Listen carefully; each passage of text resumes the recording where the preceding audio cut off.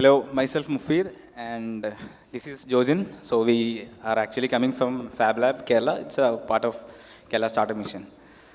So before that, ആരെങ്കിലും fab lab എന്ന് കേട്ടിട്ടുണ്ടോ? അല്ലെങ്കിൽ ഡിജിറ്റൽ ഫാബ്രിക്കേഷൻ എന്ന് കേട്ടിട്ടുണ്ടോ? എനിവൺ? സോ ഞങ്ങൾ PPT ഒന്നും പ്രിപ്പയർ ചെയ്തിട്ടില്ല. It's going to be a casual talk.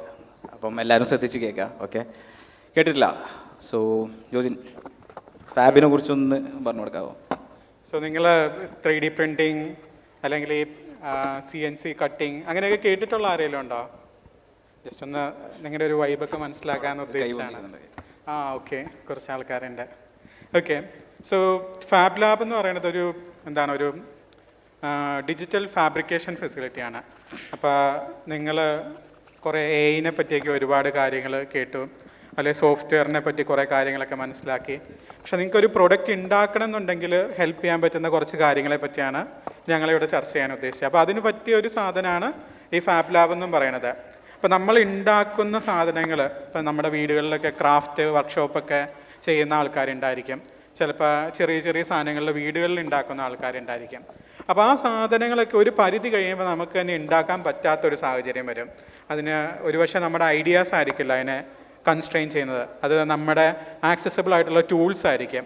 അപ്പോൾ ഇങ്ങനെ ടൂളുകൾ എങ്ങനെ ആൾക്കാർക്ക് അഫോർഡബിൾ ആയിട്ട് അല്ലെങ്കിൽ ഡെമോക്രാറ്റിക്കലി അവെയിൽ ചെയ്യാൻ പറ്റും എന്നൊരു തോട്ട് പ്രോസസ്സിൽ നിന്നാണ് ഫാബ് ലാബുകൾ ആക്ച്വലി സ്റ്റാർട്ട് ചെയ്തത്. ഇന്ന് ലോകത്ത് അറൗണ്ട് ഏകദേശം 2000-ഓളം ഫാബ് ലാബുകളുണ്ട്. അതുപോലെ തന്നെ നമുക്ക് കൊച്ചിയിലൊരു സൂപ്പർ ഫാബ് ലാബ് എന്ന് പറഞ്ഞൊരു ഫെസിലിറ്റി ഉണ്ട്. ആക്ച്വലി ഞങ്ങൾ അവിടെയാണ് വർക്ക് ചെയ്യണത്. അപ്പോൾ അവിടെ നിങ്ങൾക്ക് അഡ്വാൻസ്ഡ് ആയിട്ടുള്ള 3D പ്രിൻറ്റേഴ്സ് അല്ലെങ്കിൽ CNC മെഷീൻസ്, ഇങ്ങനെ കുറേ കൺവെൻഷനലി നമ്മൾക്ക് നമ്മുടെ ചുറ്റുപാടുകളിൽ അവൈലബിൾ അല്ലാത്തതോ അല്ലെങ്കിൽ ഒരു റെസ്ട്രിക്റ്റഡ് ആയിട്ടുള്ള എൻവയോൺമെൻറ്റിൽ മാത്രം ആക്സസിബിൾ ആയിട്ടുള്ള ടൂളുകളെ ജനറൽ പബ്ലിക്കിന് ആക്സസ് ചെയ്യാൻ പറ്റുന്ന രീതിയിൽ ഒരു ബിൽഡിങ്ങിൽ സെറ്റപ്പ് ചെയ്തേക്കണെയാണ് സൂപ്പർ ഫാബ് ലാബ് എന്ന് പറയുന്നത്. പിന്നെ നിങ്ങൾക്ക് എന്തെങ്കിലും ഉണ്ടാക്കാൻ താല്പര്യമുള്ള ആൾക്കാരുണ്ട്, അതിനുള്ള ടൂളുകളില്ല, അതിനുള്ള നോളജ് ഇല്ല, അല്ല അതിനെപ്പറ്റി കൂടുതൽ അറിയണമെന്നുണ്ടെങ്കിൽ നിങ്ങൾക്ക് ഒന്നെങ്കിൽ ഫാബ് ലാബിനെ കോൺടാക്ട് ചെയ്യാം, ഇല്ലെങ്കിൽ നമ്മുടെ കളമശ്ശേരിയിലുള്ള ഓഫീസിൽ നിങ്ങൾക്ക് വിസിറ്റ് ചെയ്യാം. അപ്പോൾ അതാണ് ഫാബ് ലാബിനെ പറ്റിയുള്ളൊരു ജനറൽ ഇൻട്രൊഡക്ഷൻ. ഓക്കെ, സോ നമ്മൾ ലാബിനെ കുറിച്ച് കേട്ടല്ലോ. അപ്പം ഈ ലാബിൽ ഞാൻ വർക്ക് ചെയ്തൊരു എക്സ്പീരിയൻസ് വെച്ചിട്ട് നമ്മൾ ഒരുപാട് മെഷീൻസ് ആയിട്ട് വർക്ക് ചെയ്യുന്നു. ഇപ്പോൾ CNC മെഷീൻസ് ഉണ്ട്, 3D പ്രിൻറ്റേഴ്സ് ഉണ്ട്, എല്ലാം ഉണ്ട്. അപ്പം ഞാൻ മനസ്സിലാക്കിയത് ഈ മെഷീൻസ് എല്ലാം ഇവോൾവ് ചെയ്തുകൊണ്ടിരിക്കുകയാണ്, അല്ലെങ്കിൽ മെഷീൻസിനൊക്കെ സ്മാർട്ടായി കൊണ്ടിരിക്കുകയാണ്, തനിയെ ഡിസിഷൻസ് എടുക്കാൻ തുടങ്ങിയിട്ടുണ്ട്. അതിനൊരു എക്സാമ്പിളായിട്ട് പറയുകയാണെന്നുണ്ടെങ്കിൽ ഇപ്പം 3D പ്രിൻറ്റേഴ്സ് ഒരു 2-3 വർഷം മുന്നൊക്കെ നമ്മൾ 3D പ്രിൻറ്റിങ് നോക്കുകയാണെന്നുണ്ടെങ്കിൽ അതിനുള്ള വലിയൊരു ഡിഫിക്കൽട്ടി എന്താണെന്ന് വെച്ചാൽ ഫെയിലിയേഴ്സ് ആയിരുന്നു. നമ്മളൊരു പ്രിൻ്റ് ഇട്ട് കഴിഞ്ഞാൽ ആ പ്രിൻ്റ് ഫെയിൽ ആവാൻ വളരെയധികം ചാൻസസ് ഉണ്ടായിരുന്നു. അപ്പോൾ ഇപ്പോഴത്തെ ലെവൽ ഓഫ് പ്രിൻറ്റേഴ്സ് നമ്മൾ നോക്കുകയാണെങ്കിൽ ഇപ്പം ബാംബു ലാബ്സിൻ്റെ ഒക്കെ പ്രിൻറ്റേഴ്സ് ഉണ്ട്, 3D പ്രിൻറ്റേഴ്സ് ഉണ്ട്. അതിലൊക്കെ ഒരു ക്യാമറ ഉണ്ട്, ഒരു AI വെച്ചിട്ട് ആ ഫെയിൽ ആവണമെന്നുണ്ടെങ്കിൽ ആ ഫെയിലിയർ ഡിറ്റക്ട് ചെയ്തിട്ട് നമ്മൾ അറിയിക്കുന്നുണ്ട്. അതിലപ്പുറം ചില ഫെയിലിയേഴ്സൊക്കെ അവർ തന്നെ കറക്റ്റ് ചെയ്തിട്ട്, ഇപ്പം അതിൻ്റെ ഷേപ്പിൽ എന്തെങ്കിലും ഡിഫോർമേഷൻ ഉണ്ടെങ്കിൽ അത് തന്നെ കറക്റ്റ് ചെയ്തിട്ട് അത് ചേഞ്ച് ചെയ്യാൻ നോക്കുന്നുണ്ട്. അപ്പം നിലവിലുള്ള മെഷീൻസ് എല്ലാം ഇമ്പ്രൂവ് ആയിക്കൊണ്ടിരിക്കുകയാണ്, സ്മാർട്ടായിക്കൊണ്ടിരിക്കുകയാണ്. അപ്പം ബാക്ക് ടു അവർ ടോപ്പിക്, നമ്മൾ ഇന്ന് ഡിസ്കസ് ചെയ്യാൻ പോകുന്ന ടോപ്പിക്ക് സ്മാർട്ട് ഫാക്ടറീസിനെ കുറിച്ചാണ്. സോ ഇതിനെക്കുറിച്ച് എന്താണ് സ്മാർട്ട് ഫാക്ടറീസ്, എന്തായിരിക്കും ഒരു സ്മാർട്ട് ഫാക്ടറീസിൽ ഉണ്ടായിരിക്കുന്നത്? ഒരു ഫാക്ടറി എന്ന് പറയുമ്പോൾ നമ്മുടെ ചുറ്റുപാടുകളിൽ പലപ്പോഴും കണ്ടിട്ടുള്ള ഒരു സാധനമാണ്. അപ്പോൾ അതിന് എങ്ങനെയാണ് ഒരു സ്മാർട്ടായിട്ടുള്ള ഒരു ഫാക്ടറി ആക്കുക എന്ന് ചോദിച്ചു കഴിഞ്ഞാൽ അത് ഐഡിയോളജിക്കലി അത് വളരെ സിമ്പിളായിട്ടുള്ളൊരു സാധനമാണ്. ഒരു സ്മാർട്ട് ഫാക്ടറി അല്ലെങ്കിൽ ഒരു തിങ്കിങ് ഫാക്ടറി അല്ലെങ്കിൽ ഒരു ഇൻഡസ്ട്രി 4.0 ഫാക്ടറി എന്നൊക്കെ പറയുമ്പോൾ that something feels like a living organism. ഇപ്പോൾ ഒരു ലിവിങ് ഓർഗാനിസത്തിനെ നമ്മൾ എടുക്കുകയാണെങ്കിൽ അതിന് എന്തൊക്കെയുണ്ട്, അതിനൊരു സെൻസറി ഇൻപുട്ട് ഉണ്ട്. അപ്പോൾ ഒരു സ്മാർട്ട് ഫാക്ടറിയിൽ എല്ലാ പ്രോസസ്സുകളും, അതായത് ഓൾമോസ്റ്റ് പ്രോസസ്സുകളും സെൻസേഴ്സ് വെച്ച് അതിൻ്റെ ഇൻഫർമേഷൻസ് ആക്സസ് ചെയ്യും. ഇപ്പോൾ നമ്മുടെ കണ്ണുകൊണ്ട് കാണുന്ന പോലെ, ചെവി കൊണ്ട് കേൾക്കുന്ന പോലെ, നമ്മുടെ സ്കിന്നും കൊണ്ട് സെൻസ് ചെയ്യുന്നത് പോലെ ഓരോ ഫാക്ടറിയിലെയും മോസ്റ്റ് ഓഫ് ദ പാരാമീറ്റേഴ്സ്, അത് ചിലപ്പോൾ ഒരു മോട്ടറിൻ്റെ RPM ആയിരിക്കാം, ടെമ്പറേച്ചർ ആയിരിക്കാം, ഇല്ലെങ്കിൽ റോബോട്ടിൻ്റെ പൊസിഷൻ ആയിരിക്കാം. അപ്പോൾ മാക്സിമം ഇൻഫർമേഷൻസിനെ നമ്മൾ സെൻസ് ചെയ്യും. സെൻസ് ചെയ്ത് കഴിഞ്ഞ് കഴിഞ്ഞാൽ പിന്നെ ഒരു ഓർഗാനിസം എന്താ ചെയ്യുക, അതിനെ അണ്ടർസ്റ്റാൻഡ് ചെയ്യും. അപ്പോൾ അണ്ടർസ്റ്റാൻഡ് ചെയ്യാൻ വേണ്ടിയിട്ട് അതിനൊരു നെർവസ് സിസ്റ്റം പോലെ ഉണ്ടായിരിക്കും. ഇപ്പോൾ നമ്മൾ ഫീൽ ചെയ്ത സാധനത്തിനെ നമ്മുടെ ബ്രെയിനിലേക്ക് എത്തിക്കുന്നത് നമ്മുടെ നെർവസ് സിസ്റ്റമാണ്. അതുപോലെ ഈ ഫിസിക്കൽ ലെയറിൽ സ്മാർട്ട് ഫാക്ടറീസിൽ IoT പോലെയുള്ള അല്ലെങ്കിൽ machine to machine communication protocols പോലെയുള്ള സാധനങ്ങൾ ഉണ്ടായിരിക്കും. അതാണ് ഈ സെൻസ് ചെയ്ത സാധനങ്ങൾ ഒരു ട്രാൻസ്പോർട്ട് ലെയറിൽ അത് ഒരു സെൻട്രലൈസ്ഡ് പ്രോസസ്സിങ് സ്ഥലത്ത് എത്തിക്കുക. ആ അണ്ടർസ്റ്റാൻഡ് ചെയ്ത സാധനത്തിന് നമ്മൾ എന്ത് ചെയ്യണം, ഇൻഫറൻസ് ചെയ്തിട്ട് അതിൽ നിന്ന് ഡിസിഷൻസ് ഉണ്ടാക്കണം. അതിനൊരു കോഗ്നിറ്റീവ് ആസ്പെക്റ്റ് ഉണ്ടായിരിക്കും ഈ ഫാക്ടറികൾക്ക്. അവിടെയാണ് നമ്മുടെ AI അല്ലെങ്കിൽ മെഷീൻ ലേണിംഗ് പോലുള്ള കാര്യങ്ങൾ വരിക. അപ്പോൾ ഈ ഫാക്ടറിയിൽ നിന്ന് മാസീവ്ലി കളക്ട് ചെയ്ത ഇൻഫർമേഷൻസ് വെച്ചിട്ട് അതിനെ ഒരു സെൻട്രലൈസ്ഡ് പ്രോസസ്സിങ് സ്ഥലത്ത് എത്തിച്ചിട്ട് അതിൽ നിന്ന് ഡിസിഷൻസും പ്ലാൻസും ഉണ്ടായിരിക്കും. ചില സാഹചര്യങ്ങളിൽ നമ്മൾ ഫാക്ടറീസിൽ ഡിജിറ്റൽ ട്വിൻസ് പോലുള്ള ടെക്നോളജീസ് യൂസ് ചെയ്യും. അതായത് ഒരു ഫിസിക്കൽ ഫാക്ടറിക്ക് ഇക്വലൻ്റ് ആയിട്ട് എന്താണ് ഒരു സിമുലേറ്റഡ് ഫാക്ടറി ഉണ്ടായിരിക്കും. ആ സിമുലേറ്റഡ് ഫാക്ടറിയിൽ നമുക്ക് ആക്സിലറേറ്റഡ് ആയിട്ട് പ്രോസസ്സുകൾ റൺ ചെയ്യാൻ പറ്റും. ആ സിമുലേറ്റഡ് ഫാക്ടറിയിൽ ഈ ഫാക്ടറി 5 വർഷം റൺ ചെയ്താൽ എന്തൊക്കെ പ്രശ്നങ്ങൾ ഉണ്ടാകാം, 10 വർഷം റൺ ചെയ്യുമ്പോൾ മോട്ടോഴ്സിനോ അല്ലെങ്കിൽ കൺട്രോളേഴ്സിനോ എന്തൊക്കെ പ്രശ്നങ്ങൾ ഉണ്ടാകാം, അത് മാക്സിമം ഇൻഫർമേഷൻ നമ്മൾ ഫാക്ടറിനെ പറ്റി അറിയും തോറും നമ്മുടെ സിമുലേഷൻ മോഡൽ അത്രത്തോളം ആക്യുറേറ്റ് ആയിരിക്കും. അതിൽ നിന്ന് നമ്മുടെ പ്രഡിക്റ്റീവ് മോഡൽസ് കുറേ കൂടെ ബെറ്റർ ആയിട്ടുള്ള റിസൾട്ട്സ് വരും. അത് നമുക്ക് പ്രിവെൻറ്റീവ് മെയിൻ്റനൻസിന് ഉപയോഗിക്കാൻ പറ്റും, ഇല്ലയെന്നുണ്ടെങ്കിൽ റിയൽ ടൈം റെസ്പോൺസസിന് ഉപയോഗിക്കാൻ പറ്റും. അപ്പോൾ അന്നേരമാണ് ഈ ഡിസൈഡ് ചെയ്ത സാധനങ്ങളുടെ ആക്ഷൻ എന്ന് പറഞ്ഞ ഫേസിലേക്ക് വരിക. അതായത് ഒരു കാര്യം നമ്മൾ മനസ്സിലാക്കി അതിലൊരു ഡിസിഷൻ എടുത്തുകൊണ്ട് മാത്രമായില്ല, അതിന് ഫാക്ടറികൾക്ക് ഇൻഡിപെൻഡൻ്റ്ലി റെസ്പോണ്ട് ചെയ്യാൻ പറ്റണം. ആ റെസ്പോണ്ട് ചെയ്യുന്നത് ചിലപ്പോൾ എന്തായിരിക്കും, ഒരു വെയർ ഹൗസ് ആണെന്നുണ്ടെങ്കിൽ വെയർ ഹൗസ് റോബോട്ടുകൾ ഉണ്ടായിരിക്കും. അപ്പോൾ ഒരു സ്ഥലത്ത് നിന്ന് എടുത്ത സാധനത്തിന് ഏറ്റവും എഫിഷ്യൻ്റായിട്ട് അടുത്ത സ്ഥലത്തേക്ക് എങ്ങനെ കൊണ്ടുപോകാൻ പറ്റും. ഇല്ലാന്നുണ്ടെങ്കിൽ ഒരു ഇൻഡസ്ട്രിയൽ റോബോട്ടായിരിക്കും. ഇൻഡസ്ട്രിയൽ റോബോട്ട് ഒരു കാർ മാനുഫാക്ചറിങ് ഫെസിലിറ്റിയിൽ അതിലെന്തെങ്കിലും ഒരു മിസ്റ്റേക്ക് വന്നു കഴിഞ്ഞാൽ അത് ഓട്ടോമാറ്റിക്കലി അതിനെ കറക്റ്റ് ചെയ്യും. അപ്പോൾ ഇതെല്ലാം ഈ ഫാക്ടറി ഒരു കളക്റ്റീവ് ബീയിങ് പോലെയാണ് ആക്ട് ചെയ്യണത്. ഒരിടത്ത് ഉണ്ടാകുന്ന ചെറിയൊരു വ്യത്യാസം വേറൊരിടത്തുള്ള പ്രോസസ്സിനെ മൊത്തം അഫക്റ്റ് ചെയ്യും. അപ്പോൾ അതിനെ മൊത്തത്തിൽ ഇത് ഒപ്റ്റിമൈസ് ചെയ്തിട്ട് ഒരു സിംഗിൾ സൊല്യൂഷൻസിലേക്ക് അതിനെ കൺവേർട്ട് ചെയ്യാൻ പറ്റുക. അപ്പം ഈ ആക്ട് ചെയ്ത് കഴിഞ്ഞ് പിന്നെന്താ ഇതിന് ചെയ്യാൻ പറ്റുക, ഈ നമ്മൾ മൂവ് ചെയ്തൊരു ട്രജക്ടറിയിൽ നിന്ന് മാറ്റം വന്നു എന്ന് പറഞ്ഞാൽ അതിനർത്ഥം എന്താ, അവിടെ ഒരു ലേണിംഗ് ആവശ്യമാണ്. അപ്പോൾ ഈ ഫാക്ടറികൾ സെൽഫ് ലേൺ ചെയ്യാൻ തുടങ്ങും. അപ്പോൾ ബേസിക്കലി ഒരു തിങ്കിങ് ഫാക്ടറി എന്ന് പറഞ്ഞാൽ അതിനൊരു സെൻസിങ് ഫേസ് ഉണ്ടായിരിക്കും, അതേപോലെ ഒരു അണ്ടർസ്റ്റാൻഡിങ് ഫേസ് ഉണ്ടായിരിക്കും, ഒരു ഡിസിഷൻ മേക്കിംഗ് ഫേസ് ഉണ്ടായിരിക്കും, ഒരു ആക്ടിങ് ഫേസ് ഉണ്ടായിരിക്കും, അത് കഴിഞ്ഞ് ഒരു കണ്ടിന്യൂസ്ലി എവോൾവിങ് അല്ലെങ്കിൽ ഒരു ലേണിംഗ് ഫേസ് ഉണ്ടായിരിക്കും. So it's more feel like a living being. These factories are evolving independently and ഓട്ടോണോമസ്ലി.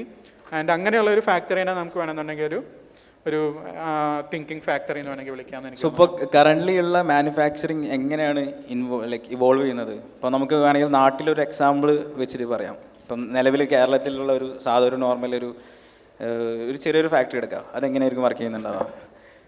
So ഞാൻ ഒരു എക്സാമ്പിൾ നമുക്ക് എടുക്കുകയാണെന്നുണ്ടെങ്കിൽ ഇപ്പോൾ നമുക്കൊരു ഒരു ചിപ്പ് മാനുഫാക്ചറിങ് അല്ലെങ്കിൽ സിലിക്കോൺ ചിപ്സ് ആണോ?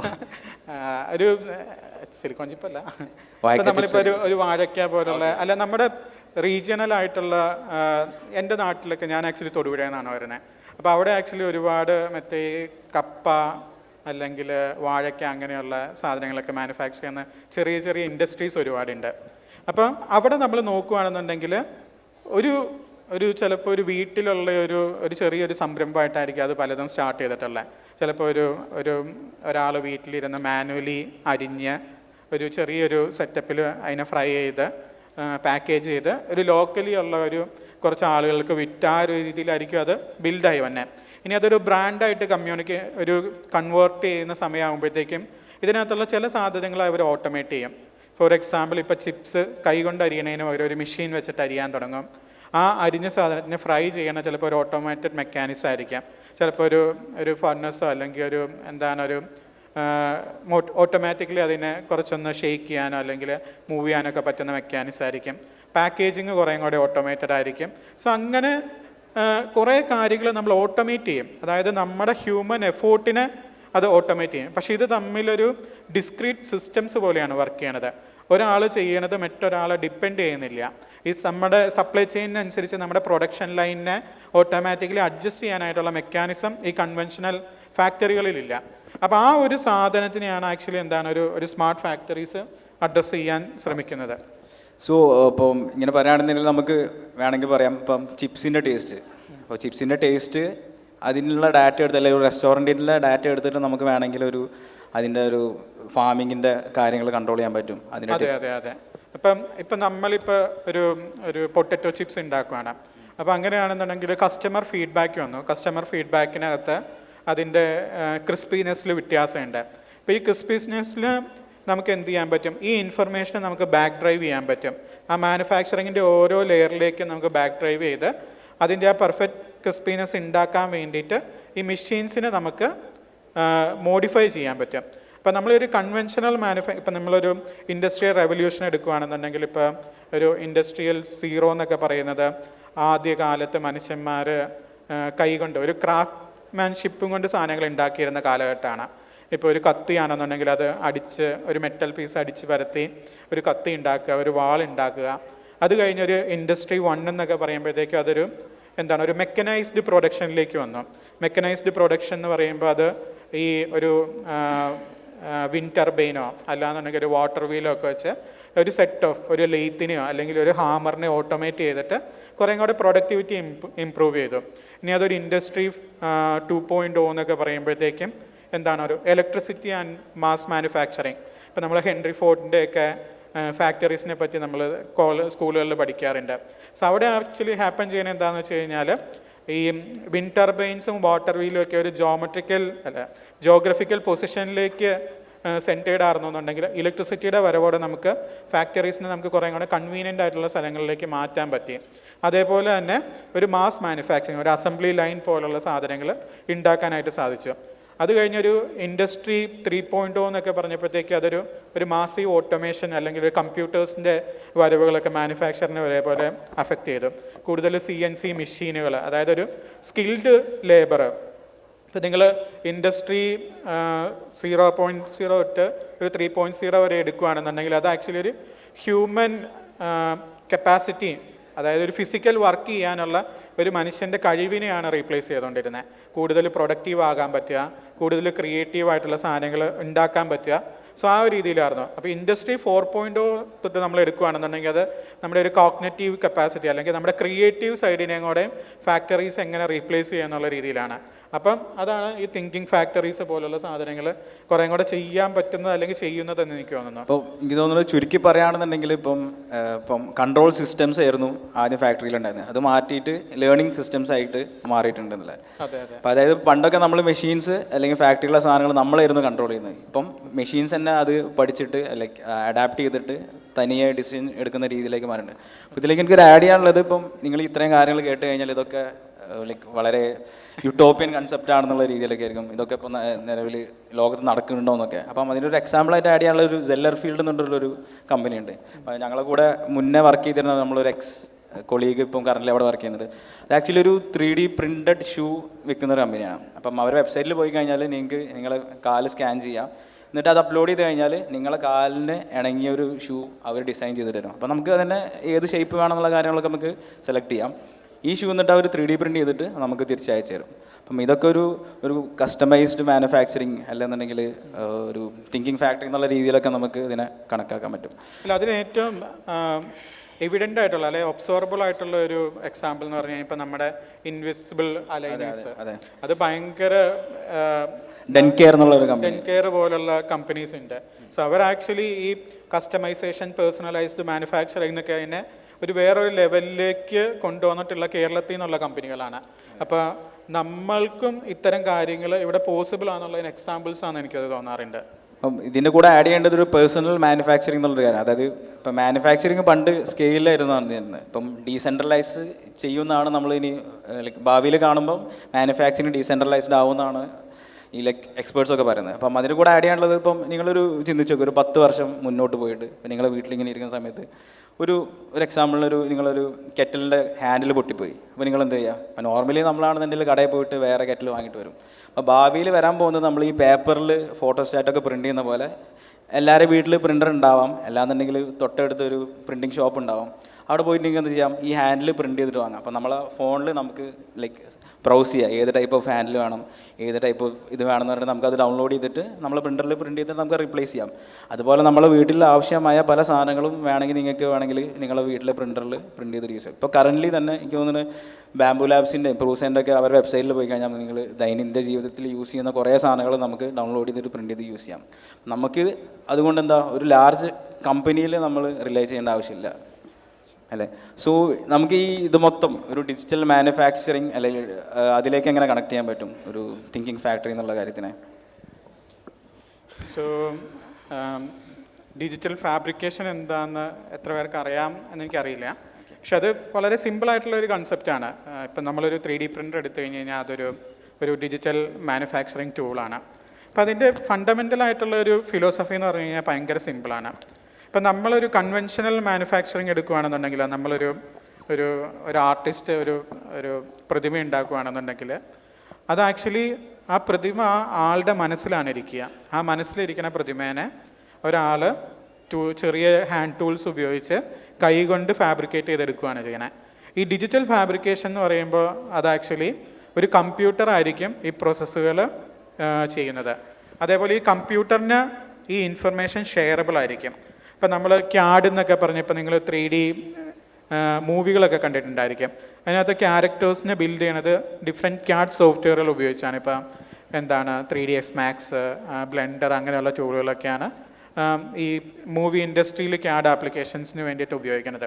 അതേപോലെ എഞ്ചിനീയറിംഗ് ആവശ്യങ്ങൾക്ക് സോളിഡ് വർക്ക്സ്, ഫ്യൂഷൻ അങ്ങനെയുള്ള ടൂളുകൾ ഉപയോഗിക്കാറുണ്ട്. അപ്പോൾ ഈ CAD ടൂളുകളിൽ ഉണ്ടാക്കുന്ന ഡിസൈനുകളെ ഒരു മെഷീന് കൊടുത്തു കഴിഞ്ഞ് കഴിഞ്ഞാൽ ആ മെഷീൻ അതിനെ ഓട്ടോമാറ്റിക്കലി മാനുഫാക്ചർ ചെയ്യുന്ന പ്രോസസ്സുകൾക്കാണ് ഡിജിറ്റൽ ഫാബ്രിക്കേഷൻ എന്ന് പറയുക. അപ്പോൾ എത്രത്തോളം റിലവൻ്റ് ആണ് ഡിജിറ്റൽ ഫാബ്രിക്കേഷൻ ഈ തിങ്കിങ് ഫാക്ടറീസിലേക്ക് എന്ന് പറഞ്ഞു കഴിഞ്ഞ് കഴിഞ്ഞാൽ അത് ആക്ച്വലി അതിൻ്റെ ഒരു മെയിൻ ഡ്രൈവിംഗ് ഫോഴ്സ് എന്ന് വേണമെങ്കിൽ എനിക്ക് പറയാൻ പറ്റും. അതെന്തുകൊണ്ടാണെന്ന് വെച്ച് കഴിഞ്ഞാൽ ഒരു കൺവെൻഷണൽ ഫാക്ടറീസ് പലപ്പോഴും ഒരു മാനുഫാക്ചറിങ് പ്രോസസ്സ് എല്ലാ സമയത്തും ആ ഒരു മാനുഫാക്ചറിങ് സെറ്റപ്പിനെ ഡിപ്പെൻഡ് ചെയ്തിരിക്കും. ഇപ്പോൾ നിങ്ങളൊരു ബ്രെഡ് ഉണ്ടാക്കുന്ന ഫാക്ടറി ആണെന്നുണ്ടെങ്കിൽ ബ്രെഡിനെ ഡോ കുഴയ്ക്കാനായിട്ടൊരു മെഷീൻ ഉണ്ടായിരിക്കും, അതിനെ ഓവനിലേക്ക് വെക്കാനൊരു സെറ്റപ്പ് ഉണ്ടായിരിക്കും, ഓവനിൽ നിന്ന് എടുത്തിട്ട് അതിനെ കട്ട് ചെയ്യാനൊരു സാധനം ഉണ്ടായിരിക്കും. അതൊരു അസംബ്ലി ലൈൻ എന്നാണ് നമ്മൾ പറയുന്നത്. ഓരോ സാധനം കഴിഞ്ഞ് ഓരോന്നിലേക്ക് പോയിക്കൊണ്ടിരിക്കുകയാണ്. എന്നാൽ ഈ ഡിജിറ്റൽ ഫാബ്രിക്കേഷനിലേക്ക് വന്നു കഴിഞ്ഞ് കഴിയുമ്പം ഈ അസംബ്ലി ലൈൻ സെറ്റപ്പിനെ ആക്ച്വലി ഒരു ഇൻഫർമേഷൻ വെച്ചിട്ടാണ് റീപ്ലേസ് ചെയ്യണത്. അതായത് ഒരു പ്രോഗ്രാം വെച്ചിട്ടാണ് ചെയ്യുന്നത്. ഇപ്പോൾ നിങ്ങളിപ്പോൾ ഒരു ബക്കറ്റ് ഉണ്ടാക്കുന്ന ഒരു കമ്പനി സ്റ്റാർട്ട് ചെയ്യുകയാണെന്നുണ്ടെങ്കിൽ ട്രഡീഷണലി അത് ചെയ്യുന്നത് ആ ബക്കറ്റിൻ്റെ ഒരു മോൾഡ് ഉണ്ടാക്കും, ആ മോൾഡിനകത്തേക്ക് പ്ലാസ്റ്റിക് ഇഞ്ചെക്റ്റ് ചെയ്യും, അതിനെ കൂൾ ചെയ്യും, അതിനെ എടുക്കും, അങ്ങനെയാണ്. ഇനി ആ ബക്കറ്റ് ഒരു കപ്പ് ഉണ്ടാക്കുന്ന ഫാക്ടറി ആക്കണമെന്നുണ്ടെങ്കിൽ നമ്മൾ എന്ത് ചെയ്യണം? 5 ലക്ഷമോ 10 ലക്ഷമോ അല്ലെങ്കിൽ അതിൽ കൂടുതലോ പൈസ മുടക്കി ഈ മോൾഡ് ഒന്നോടെ റീഡിസൈൻ ചെയ്യും, പുതിയ മോൾഡ് ഉണ്ടാക്കി കപ്പിന് വേണ്ടിയിട്ടുള്ളൊരു സാധനം ഉണ്ടാക്കേണ്ടി വരും. അപ്പോൾ നമ്മുടെ ആ ഇൻഫ്രാസ്ട്രക്ചറൽ സെറ്റപ്പ് മൊത്തം പലപ്പോഴും ഒരു കൺവെൻഷണൽ ഫാക്ടറി സെറ്റപ്പിൽ പുതിയൊരു പ്രൊഡക്റ്റിന് വേണ്ടിയിട്ട് മാറ്റേണ്ടി വരും. ഡിജിറ്റൽ ഫാബ്രിക്കേഷൻ ആണെങ്കിൽ നിങ്ങൾ അതിനൊരു 3D പ്രിൻ്റർ പോലെ കണ്ടാൽ മതി. ആ 3D പ്രിൻ്ററിൽ ഒരു ബക്കറ്റ് ഉണ്ടാക്കുന്ന പ്രോസസ്സ് കപ്പ് ഉണ്ടാക്കുന്നതാക്കണമെന്നുണ്ടെങ്കിൽ ആ ഇൻഫർമേഷൻ മാത്രം മാറ്റിയാൽ മതി. അതായത് ആ സോഫ്റ്റ്വെയറോ അല്ലെങ്കിൽ ആ പ്രോഗ്രാമോ മാറ്റി കഴിഞ്ഞ് കഴിഞ്ഞാൽ നമുക്കൊരു പ്രൊഡക്റ്റിനെ വേറൊരു പ്രൊഡക്റ്റിലേക്ക് മാറ്റാൻ പറ്റും. അപ്പോൾ റാപ്പിഡ്ലി മൾട്ടിപ്പിൾ പ്രൊഡക്റ്റ് ഉണ്ടാക്കുന്ന അല്ലെങ്കിൽ റാപ്പിഡ്ലി ഐട്രേറ്റ് ചെയ്യുന്ന, റാപ്പിഡ്ലി റിഫൈൻ ചെയ്യപ്പെടുന്ന ഫാക്ടറികൾ എപ്പോഴും ഡിജിറ്റൽ ഫാബ്രിക്കേഷൻ കൺസെപ്റ്റിനോട് കൂടുതൽ അലൈൻഡ് ആയിരിക്കും. സോ നിങ്ങൾ ചിന്തിക്കുന്നുണ്ടാവും ഇങ്ങനത്തെ കാര്യങ്ങളൊക്കെ വലിയ വലിയ കൺസെപ്റ്റുകളാണ്, ഇതിപ്പോൾ കേരളത്തിൽ നടക്കുന്നുണ്ടോ, ഇപ്പോൾ നിങ്ങളെ പോലത്തെ അല്ലെങ്കിൽ നമ്മളെ പോലത്തെ സാധാരണക്കാർക്ക് ഇതിലേക്ക് ആക്സസ് ഉണ്ടോ എന്നൊക്കെ ചിന്തിക്കുന്നുണ്ടാവും. സോ ആക്ച്വലി ഫാബ് ലാബ് എന്നുള്ളത് അങ്ങനത്തെ ആൾക്കാരെ കാറ്റർ ചെയ്യാനുള്ളൊരു ഫെസിലിറ്റിയാണ്. ഇപ്പം ഒരു എക്സാമ്പിളായിട്ട് പറയുകയാണെന്നുണ്ടെങ്കിൽ സ്മോൾ ബാച്ച് പ്രൊഡക്ഷനൊക്കെ ഉണ്ടാവും. ഇപ്പം ഒരു സ്റ്റാർട്ടപ്പ് ആണെന്നുണ്ടെങ്കിൽ അവർക്കൊന്നും ഒരു 10,000 ഒരു 1,00,000 ഒന്നും പീസസ് ആവശ്യം ഉണ്ടാവില്ല. അപ്പോൾ അങ്ങനത്തെ കേസിൽ അവർക്ക് വേണമെങ്കിൽ 3D പ്രിൻറ്റിംഗ് ടെക്നോളജി ഒക്കെ യൂസ് ചെയ്തിട്ട് ഒരു 1000 500 ഒക്കെ വേണമെങ്കിൽ ചെയ്തുകൊണ്ടാവും. അപ്പോൾ അതിനൊക്കെ കാറ്റർ ചെയ്യുന്ന ഒരു ഫെസിലിറ്റിയാണ് ആക്ച്വലി ഫാബ് ലാബ്. ഫാബ് ലാബിന് വേണമെങ്കിൽ ഒരു ഡിജിറ്റൽ ഫാബ്രിക്കേഷൻ യൂണിറ്റ് എന്നൊക്കെ വേണമെങ്കിൽ നമുക്ക് വിളിക്കാം. സോ ഒരു കേരളത്തിൻ്റെ ഒരു കോണ്ടെക്സ്റ്റ് എടുക്കുക. അപ്പോൾ കേരളത്തിൽ നമ്മൾ പൊതുവേ പറയുകയാണ് ഇവിടെ ഒന്നും ഫാക്ടറീസ് വെക്കാൻ പറ്റില്ല, അപ്പം നമ്മളെ നാട് ഒരു ഫാക്ടറിക്ക് അടങ്ങിയിട്ടുള്ള ഒരു സ്ഥലമല്ല. പിന്നെ പേഴ്സണലി പറയുകയാണെങ്കിൽ ഇപ്പോൾ എൻ്റെ വീടിൻ്റെ അടുത്തൊരു ഫാക്ടറി വന്നു കഴിഞ്ഞാൽ ഞാൻ സമ്മതിക്കില്ല. കാരണം എൻവയോൺമെൻറ്റൽ റീസൺസ് ഉണ്ട്, എൻ്റെ ലിവിങ് ക്വാളിറ്റീനെ അതിനെ എഫക്റ്റ് ചെയ്യും. അപ്പം എങ്ങനെയാണ് ഇപ്പം ഈ ഒരു കോൺസെപ്റ്റിനെ നമുക്ക് കേരളത്തിൻ്റെ ഒരു ജോഗ്രഫി അല്ലെങ്കിൽ കേരളത്തിൻ്റെ ഒരു കോണ്ടെക്സ്റ്റിൽ നമുക്ക് ചർച്ച ചെയ്യാൻ പറ്റും? സോ അതിന് കുറച്ചുകൂടെ നമ്മൾ ഇതിൻ്റെ ഒരു ട്രെൻഡിനെ കുറേ കൂടി അസസ് ചെയ്യുമ്പോൾ അത് കുറേ കൂടി എളുപ്പമാണെന്ന് എനിക്ക് തോന്നണം. ഇപ്പോൾ നമ്മളിപ്പോൾ ഫാക്ടറീസിൻ്റെ ഒരു ജേർണി എടുക്കുകയാണെന്നുണ്ടെങ്കിൽ ഇപ്പോൾ നിങ്ങൾ ഈ ഡാർക്ക് ഫാക്ടറീസ് എന്നൊക്കെ പറഞ്ഞ് കേട്ടിട്ടുണ്ടായിരിക്കും. ഇപ്പോൾ ചൈനയിലും അല്ലെങ്കിൽ ഇന്ത്യയിലൊക്കെ ആണെന്നുണ്ടെങ്കിലും പല സ്ഥലങ്ങളിലും ഡാർക്ക് ഫാക്ടറീസ് ഉണ്ട്. എന്താണ് ഡാർക്ക് ഫാക്ടറീസ്? ഒരു മാനുഫാക്ചറിങ് ഫെസിലിറ്റിയിൽ ഒരു ഹ്യൂമൻ ഡിപ്പെൻഡൻസ്, അതായത് ഫാക്ടറീസ് കൂടുതൽ ഓട്ടോമേറ്റഡായി അത് സ്വന്തമായിട്ട് ഡിസിഷൻസ് എടുത്തു അതിൻ്റെ പ്രശ്നങ്ങൾ അവർ തന്നെ സോൾവ് ചെയ്യാൻ പറ്റുന്ന ഒരു പ്രായോഗിക അവസ്ഥയിലേക്ക് എത്തിക്കഴിഞ്ഞ് കഴിഞ്ഞപ്പം it need not to be friendly with a human being. അതായത് മനുഷ്യന്മാരെ പിടിച്ച് ഇടിക്കണം എന്നുള്ളതല്ല, ഫാക്ടറികളിൽ മനുഷ്യന്മാരുടെ ഡിപ്പെൻഡൻസീസ് ഭയങ്കരമായിട്ട് കുറഞ്ഞു. ആ കുറഞ്ഞു കഴിഞ്ഞ് കഴിഞ്ഞപ്പോൾ നമ്മൾ റിലേറ്റഡ് ആയിട്ടുള്ള കുറേ അഡീഷണൽ എക്സ്പെൻസസുകൾ നമുക്ക് റിലേറ്റ് ചെയ്യാൻ പറ്റും, അത് റെഡ്യൂസ് ചെയ്യാൻ പറ്റും. അത് ചിലപ്പോൾ ഫാക്ടറിയിലെ ലൈറ്റിംഗ് കോസ്റ്റ് ആയിരിക്കാം, ഇല്ലെങ്കിൽ HVACൻ്റെ കോസ്റ്റ് ആയിരിക്കാം, ഇല്ലാന്നുണ്ടെങ്കിൽ അതിലൂടെ നടക്കാനുള്ള സ്പേസിൻ്റെ കോസ്റ്റ് ആയിരിക്കാം. അങ്ങനത്തെ സാധനങ്ങൾ അഡ്രസ്സ് ചെയ്ത് കഴിഞ്ഞപ്പോൾ ഫാക്ടറീസ് ഒരുപാട് ചെറുതായി, അതിൻ്റെ അഡീഷണൽ റിക്വയർമെൻറ്റ്സ് കുറയ്ക്കാൻ പറ്റി. അപ്പോൾ അത് കുറേ കൂടെ കോമ്പാക്റ്റായി. അപ്പോൾ അങ്ങനെ വന്നു കഴിഞ്ഞ് കഴിഞ്ഞപ്പം നമ്മുടെ ഡിപ്പെൻഡൻസീസ് ഇല്ല എന്നുണ്ടെങ്കിൽ ഫാക്ടറികൾ കുറേ കൂടെ കോമ്പാക്റ്റ് ആകും. കോമ്പാക്റ്റ് ആയി കഴിഞ്ഞ് കഴിഞ്ഞപ്പോൾ ഇപ്പോൾ പലപ്പോഴും ഫാക്ടറികൾ നമ്മുടെ കൺവീനിയൻസിന് വേണ്ടിയിട്ടാണ് നമ്മുടെ അടുത്തുള്ള സ്ഥലങ്ങളിലിരിക്കണേ.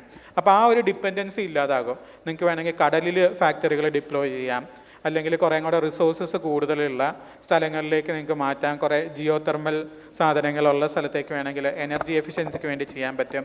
ഇല്ലയെന്നുണ്ടെങ്കിൽ ഇപ്പോൾ എലോൺ മുസ്കിൻ്റെ മറ്റേ ടെറാഫാബൊക്കെ ഇപ്പോൾ ചെയ്യാൻ പോകുന്നത് പോലെ നിങ്ങൾക്ക് സ്പേസിൽ കൊണ്ടുപോയി ഫാക്ടറീസ് റൺ ചെയ്യാം. കാരണം അത് ഓട്ടോണോമസ് ആണ്, ഒരു ഇൻഡിപെൻഡൻ്റ് ആയിട്ട് അതിന് കാര്യങ്ങൾ ചെയ്യാൻ പറ്റും. ഇപ്പോൾ സ്പേസിലാകുമ്പോൾ എനർജി കൺസ്ട്രെയിൻസ് ഭയങ്കര കുറവാണ്.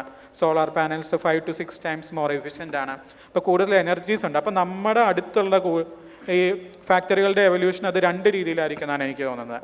അതായത് ഒരു ബേസിക് ആയിട്ടുള്ള കുറേ റിക്വയർമെൻറ്റ്സ് നമുക്ക് പേഴ്സണലൈസ് ആയിട്ട് വേണ്ട, നമ്മളുമായിട്ട് വളരെ അടുത്തുള്ള കുറേ സാധനങ്ങൾ അതൊരു വലിയൊരു ഫാക്ടറി എന്നുള്ള കൺസെപ്റ്റിൽ നിന്ന് മാറിയിട്ട് ഒരു കമ്മ്യൂണിറ്റി ഫാക്ടറികൾ നമ്മുടെ ചുറ്റിലും നമ്മുടെ വീടുകളിനോടടുത്ത് ചെറിയൊരു മുറിയിലോ അല്ലെങ്കിൽ ഒരു ചെറിയൊരു സ്പേസിലോ റൺ ചെയ്യാൻ പറ്റുന്ന ചെറിയ ചെറിയ ഫാക്ടറികളായിട്ട് മാറും. അവിടെ ആയിരിക്കും നമുക്ക് ആവശ്യമുള്ള കുഞ്ഞു കുഞ്ഞു സാധനങ്ങൾ ഉണ്ടാക്കുന്നത്.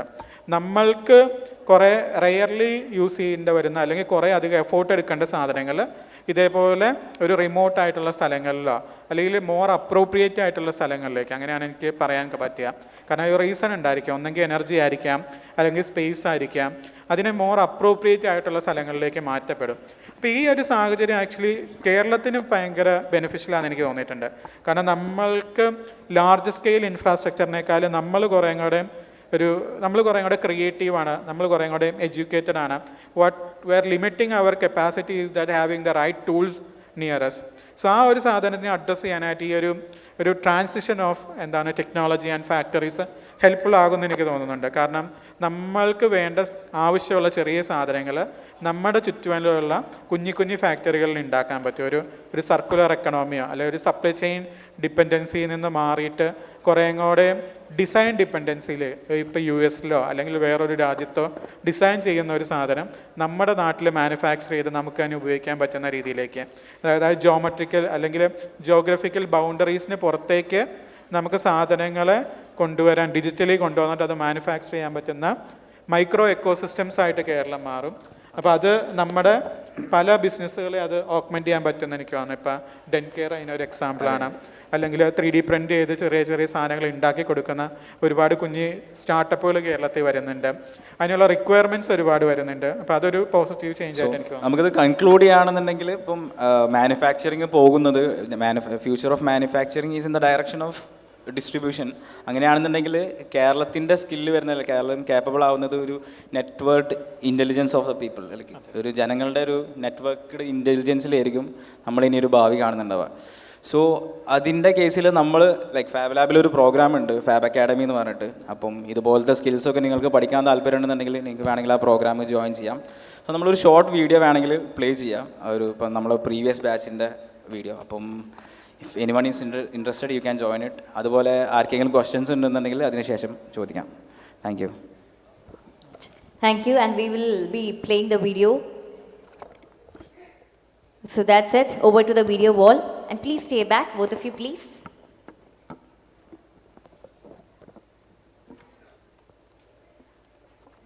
So that was indeed a wonderful session. എടുത്തൊരു തീരുമാനമായിരുന്നു, but that became one of the best decisions in my career. എന്ന് വിചാരിച്ചു, അല്ലെങ്കിൽ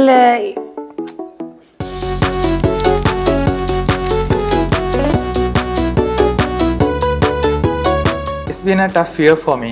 7 students, 7 projects, and tight schedule. From a physics background. So when I came here, it's the first time I'm seeing this 3D printers, CNC machines, and many of the machines here. So I didn't know how these things work.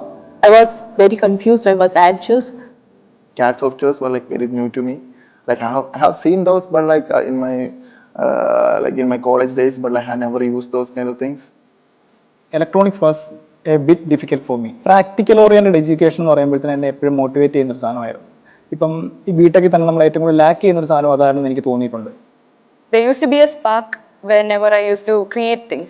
So അതിങ്ങനെ മങ്ങിപ്പോവോ എന്നൊരു സമയത്തായിരുന്നു അക്കാഡമിയിലോട്ട് കയറി വന്നത്. As an engineer, I had never thought about the design process of things. So that was the most challenging bit for me, to think like a designer for an end user. That was the part that I struggled the most. എൻ്റെ maker journey വളരെ ഒരു loner type journey ആയിരുന്നു. തനിച്ചിരുന്ന് ചെയ്യുന്ന ഒരു personality ആയിരുന്നു. എനിക്കങ്ങനെ മറ്റുള്ളവരുടെ അടുത്ത് കോർഡിനേറ്റ് ചെയ്ത് ചെയ്യാന്ന് വെച്ചാൽ ഭയങ്കര ബുദ്ധിമുട്ടായ ടാസ്ക് പോലെ തോന്നി. പക്ഷെ ഇവിടെ വന്നപ്പോഴാണ് മനസ്സിലായത് ഗ്രൂപ്പായിട്ട് ചെയ്യുമ്പോൾ ഗ്രൂപ്പിൽ എല്ലാവർക്കും പല പല സ്കിൽസ് ഉണ്ടാവും. I was working here 24/7. For my project, I wanted to make a caster tire. It has failed a lot of times. It took multiple tries to get a very good result. The most important thing I've learned from Fab Academy is you don't need to know how to do everything. You just need to know how to learn everything. The Fab 25 in Czechia was one of my life-changing experiences. I was looking up for the event, but going there and meeting all the people that I only had seen on screen. അപ്പോൾ അവിടെ ചെന്നപ്പോൾ something that was really surprising that I did not expect or like എന്താണ് anticipate പോലും ചെയ്യാത്തത്, the community that I met അവിടുത്തെ. Like the Fab community is a really powerful network that now I am also a part of. ഇപ്പം പറയുകയാണെന്നുണ്ടെങ്കിൽ പല കാര്യങ്ങളും സ്വന്തമായി explore ചെയ്ത് അത് പഠിക്കാനും അതിനെ പ്രാവർത്തികമാക്കാനും പറ്റി എന്നുള്ള കാര്യമാണ് ഞാൻ ഇവിടുന്ന് ഏറ്റവും കൂടുതൽ ടേക്ക് അവേ ചെയ്യുന്നത്. എല്ലാം കഴിഞ്ഞ് വന്നപ്പോൾ ഒരു വലിയൊരു മെഷീൻ ബില്ല് ചെയ്ത് നമ്മൾ ഹാക്സ്റ്ററിലൊക്കെ ഫീച്ചർ ചെയ്തിട്ടുണ്ടായിരുന്നു. മൊത്തത്തിൽ ആ ആഴ്ചയിൽ എനിക്ക് നമ്മുടെ ഫാബ് നെറ്റ്വർക്കിൽ തന്നെ one of the best machine week projects തന്നെയായിരുന്നു. എനിക്ക് എന്താ വേണ്ടത്, ഒരു മെഷീൻ എന്ത് ചെയ്യാൻ പറ്റും, അതൊരിത്തിരി ഞാനും ഷോർട്ട് ബോട്ടും തമ്മിലൊരു മത്സരമായിരുന്നു അതിന്റെ ആ ഒരു സമയത്ത്. 4 of their projects got into top 20 and 2 of them were in top 10. That seeing my idea turning into the product, that was the most beautiful, special moment for me this academy. Hi, I am Ashish Joy. I am Ibn Martin. I'm Ansi Raju. I am Adarsh Ramana. I'm Namita Arvind. I am Noel Joseph Saji. I am Ravishankar S.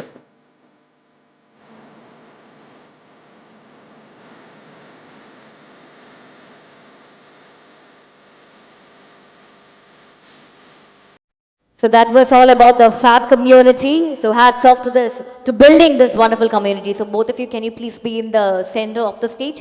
And we would love to welcome Mr. Jasil P, Program Manager from Megaghar, to hand over a token of appreciation to both these young speakers here. And also a special thanks for presenting as the Fab community, which is truly fabulous. Please, sir, in the center. Can we have a very big round of applause to these wonderful speakers who have actually made a very fabulous decision with Fab community. So that's it. And also handing this over to Mr. Mufid Muhammad.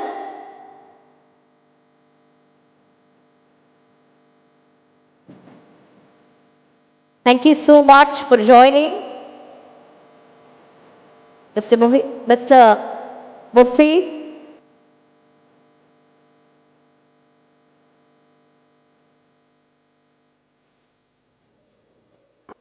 So that's it. So this is just നമ്മുടെ ഒരു scale up കോൺക്ലേവിന്റെ ഒരു ചെറിയ ഒരു സമ്മാനമാണ് for being a part of this wonderful journey of Scale Up Conclave 2026.